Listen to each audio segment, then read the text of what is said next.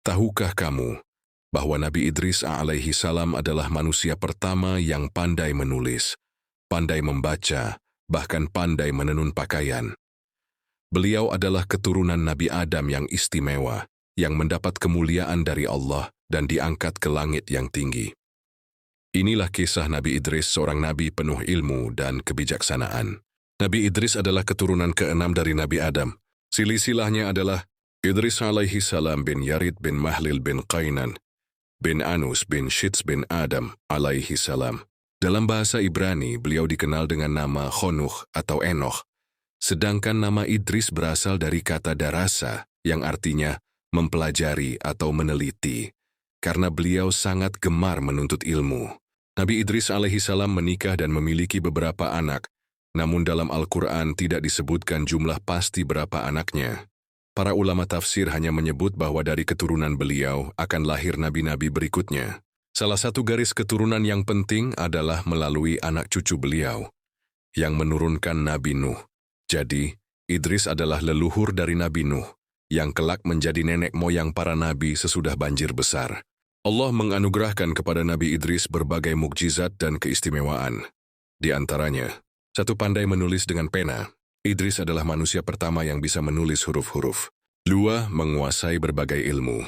Beliau mempelajari ilmu falak, perbintangan, kedokteran, bahkan matematika dasar.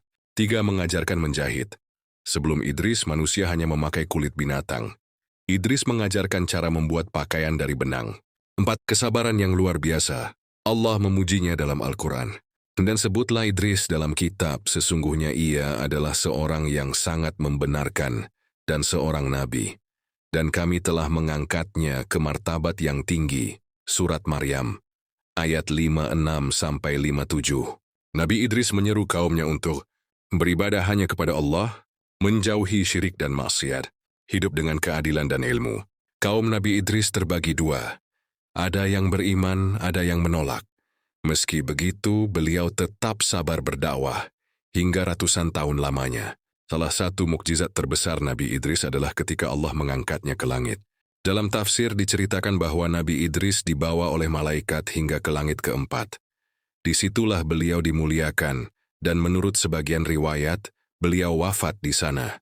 Setelah Nabi Idris wafat, risalah kenabian diteruskan oleh para nabi berikutnya melalui garis keturunannya, generasi demi generasi, hingga akhirnya lahir Nabi Nuh alaihi salam, yang diutus Allah untuk menyelamatkan umat manusia dari azab banjir besar.